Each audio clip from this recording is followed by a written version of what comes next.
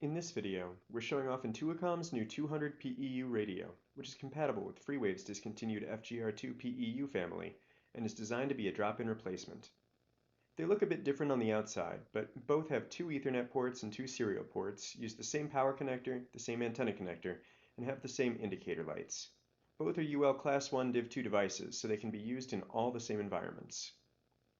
On the management side, they're practically identical. Both radios show up the same in FreeWave's Tool Suite software and have all the same settings and configuration options.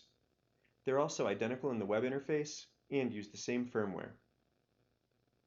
Similar to real-world situations where you need to expand your network, here we have a basic network with an FGR2-PE-U gateway or master, an FGR2-PE-U endpoint or slave, and a new 200 PEU as another endpoint. Switching it around, you can also use the 200 PEU as the gateway to a network with FGR2-PEU and 200 PEU endpoints. It can fulfill any role in the network. If you're familiar with the FGR2-PEU, then Intuicom's 200 PEU should give you no difficulties. The 200 PEU is totally drop-in compatible with FreeWave's FGR2-PEU and available now. Please contact Intuicom for details.